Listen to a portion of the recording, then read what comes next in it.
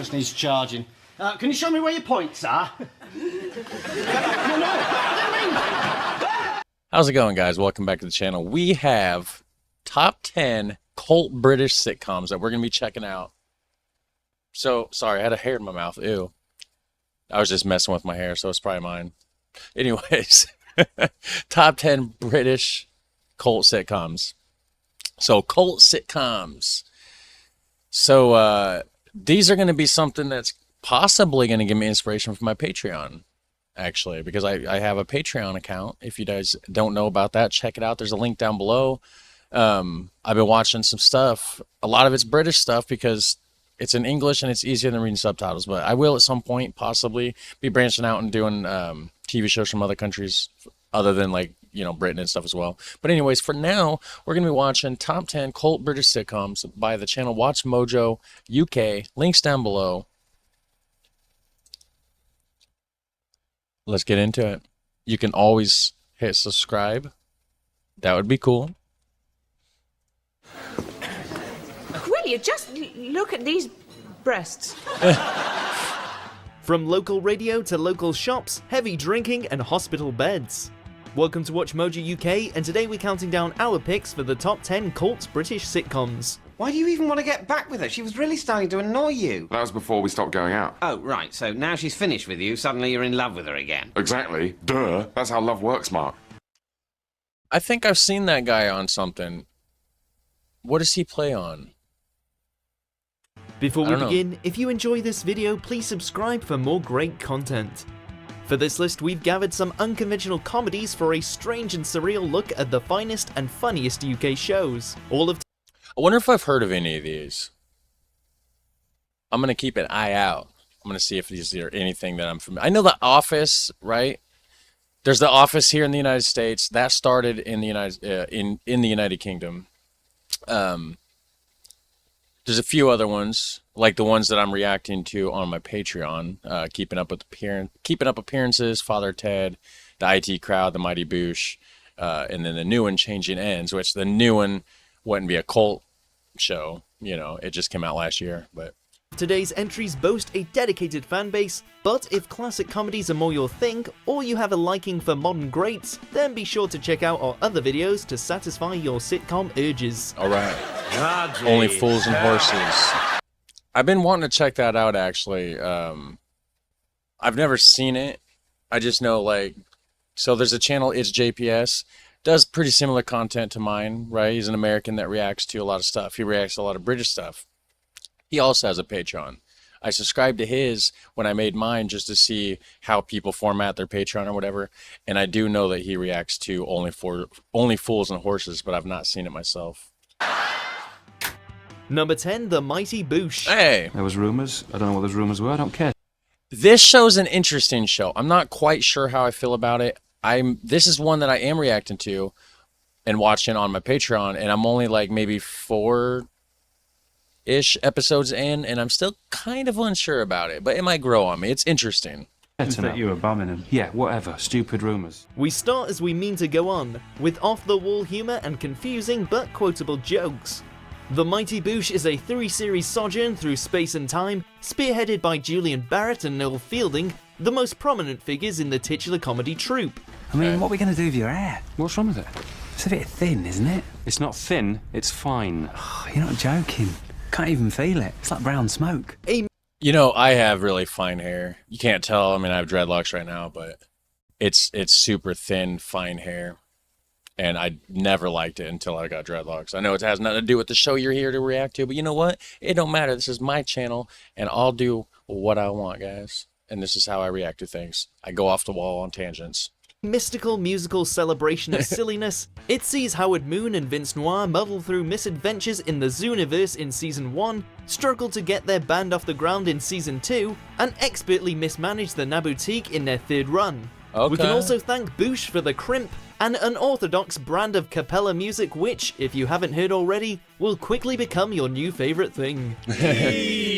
You know, I'm not so sure because the music bits in that show is one of the things that I don't really care for so much. So this might have actually helped cement I've been back and forth of whether or not I'm going to keep watching it or not. So maybe I'll stop. Maybe I'll finish the first season out and then just not go with the second. I don't know. I haven't decided yet. Crimpety, crimpety, now, crimpety, crimpety, ask me how, crimpety, crimpety, humble pie, crimpety, crimpety. Number 9, Nighty Night. 99. What is this?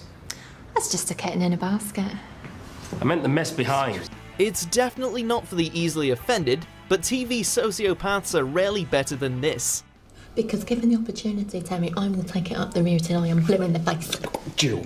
Number 8, Black Book. Okay, so that one seems... So she wants to kill her husband? Is that what... Or not really, like... She wants to help him not exist faster, I think, right? I don't know. I'm not sure about that one. Black Books. I've not heard of this one either. Books. What are you eating? It's some sort of delicious biscuit. It's a coaster.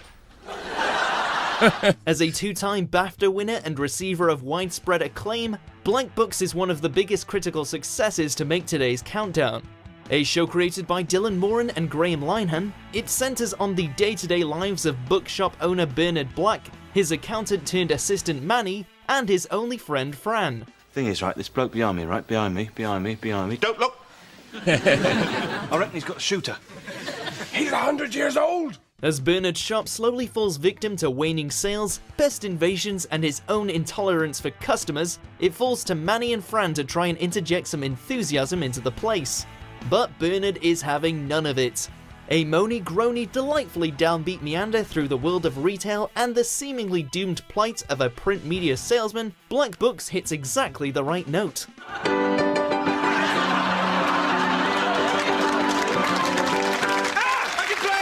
Number 7, The Thick of It. Okay, so the Black Books. That one actually looks like it might be something I could get behind. The few little clips that it showed had me laughing. It looked interesting. Is it any good? I've never heard of it. Have you heard of it? If you have heard of it, and if you've possibly sat down and watched it even, let me know how it goes. And then we have The Thick of It. Also, not heard of it. But again, I'm not British, so.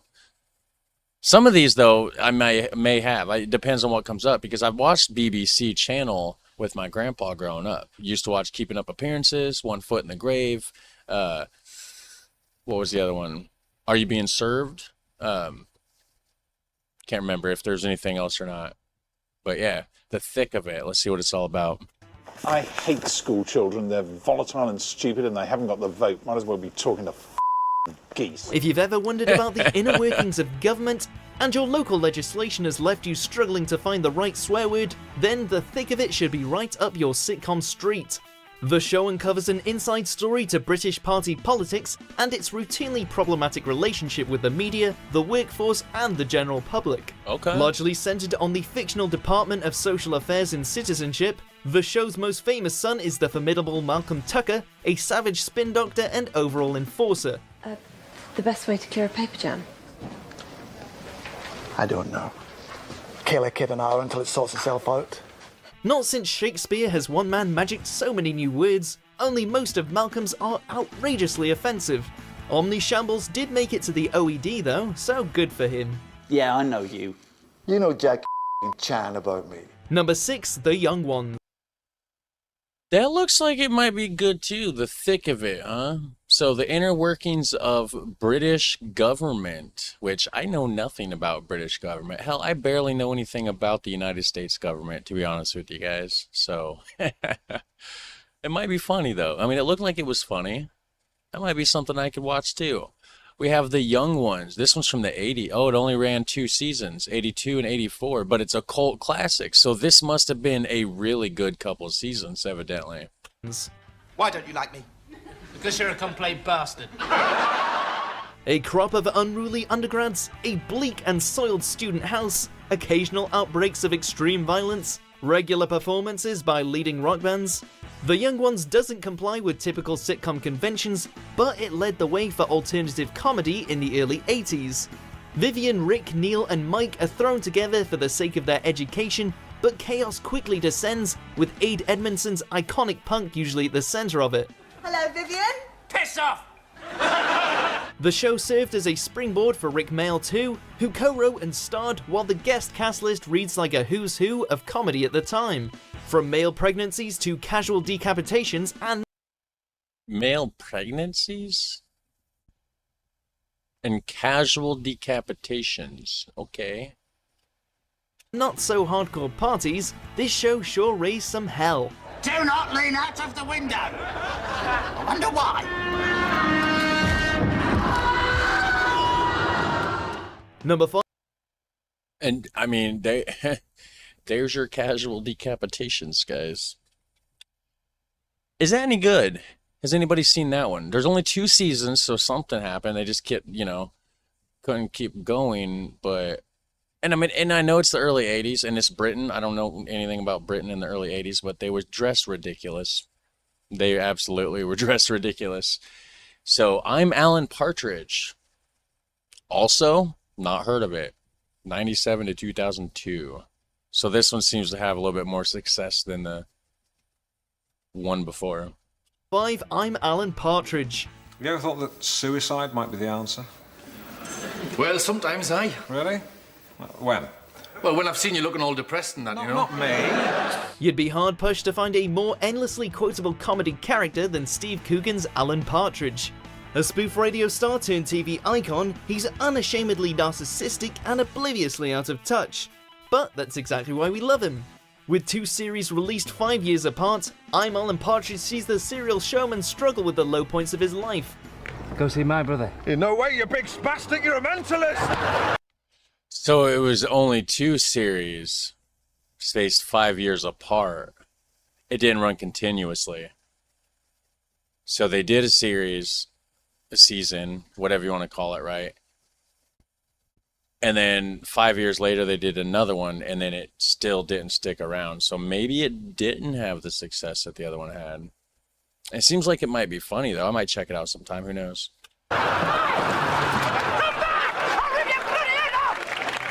Whether he's working the graveyard shift on local Radio Norwich, or recovering from an off-screen mental breakdown and Toblerone addiction, the trademark smirk rarely wavers and the Partridgeisms flow freely.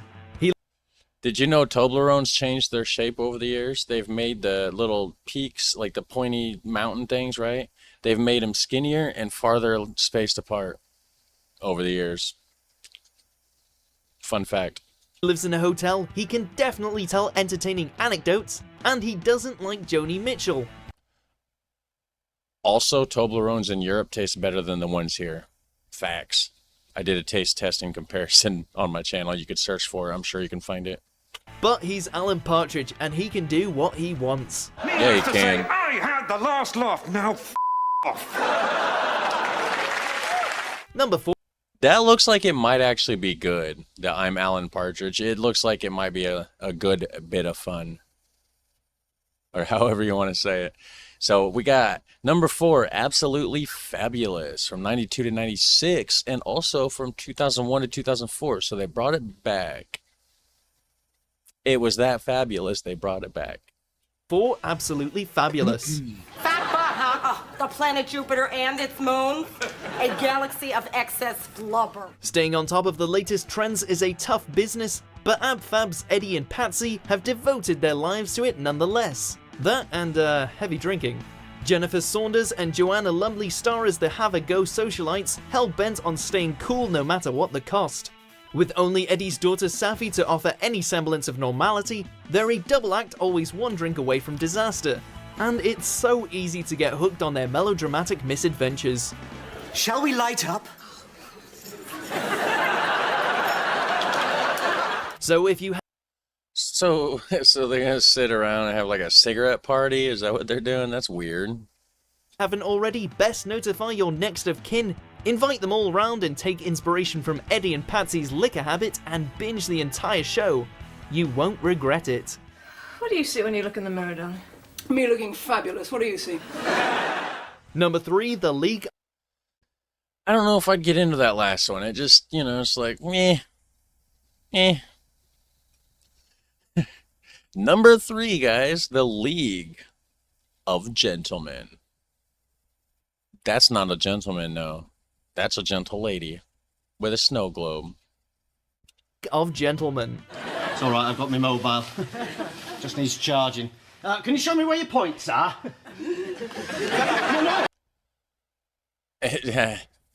But so they call it points, like to where to plug in like your receptacles for your outlets. Interesting. Just needs charging. Can you show me where your points are? Not to be confused with the similarly named Sean Connery film, The League of Gentlemen is black comedy at its brutal best.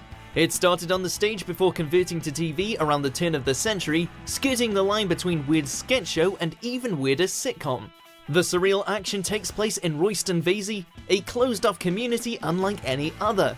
Every character, regardless of gender, is played by the show's 4 male writers, and almost everyone has strange or sinister intentions at their core. Okay, so there's only 4 actors, different characters. So it's kind of like a sketch comedy thing, right? Where they would just have the main core people acting out all the different stuff. A self-confessed local place for local people, the town sign warns you'll never leave. But if close to the bone comedy is your jam, then why would you want to? And I am your restart officer. So sit down, shut up, and start learning. Number 2. So that one, I don't know. Not sure. So I don't remember the name of it at the immediate moment in time, and I'm not going to go back and check. But apologies for that. Short-term memory issues, you know. You'll deal with it when you get older too. But anyways, that one seems weird, sort of, right? You got 4 people that do all the parts. I mean, it might be good. I don't know. So we got Spaced. Again, never heard of it. The only one so far I've heard of is the Mighty Boosh, and that's literally just because I started watching it on my Patreon. Spaced. Mike, I really am not in the mood. Oh, shit.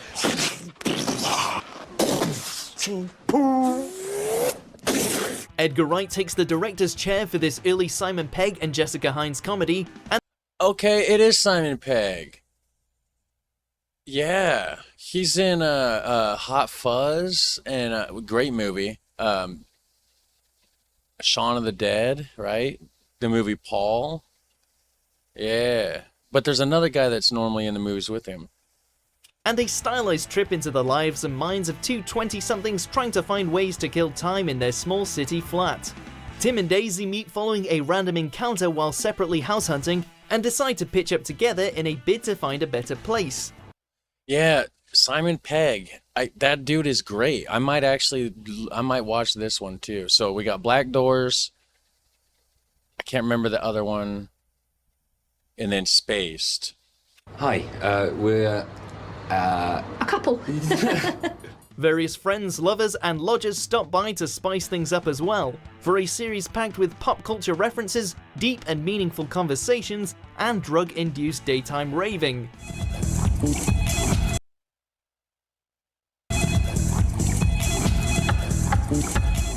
It's today's runner-up, and Tim's packing Jaffa Cakes to celebrate. Before we reveal our top pick, here's Jaffa Cakes. I've had those. Pretty sure I've had those. They're good. Honorable mentions. All right, let's see them. a few honorable mentions. I'm into you, girl. No trace of semen on the body. That's what I look like in a hat. And now we're entering the incident room. I'm a one-track lover. That last one was, I don't really get into like the crime shows too much, so, you know. And then here we got Garth Marenghi's Dark Place. I don't know. Some kind of music thing. Down a two-way lane. Driving fast down the highway. Must have been insane. So, in your state, what you've probably forgotten is that you're actually quite shit at this sort of thing. Even someone who was dead and had already been cremated would still be fully aware that I am better at this than you. Number 1, Red Dwarf.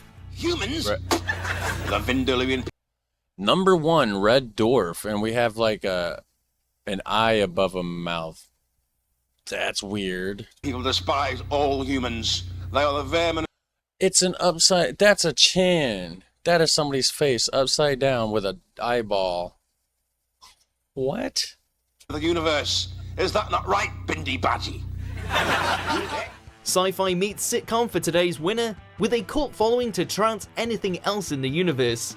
Red Dwarf first took flight in 1988, with 8 series completing an original run which lasted over a decade. The show sees the crew of the eponymous spaceship travel through galaxies encountering otherworldly creatures, while the spaced-up setting proves backdrop for some spectacular onboard bickering, especially between Craig Charles's Lister and Chris Barry's Rimmer. He's a smig.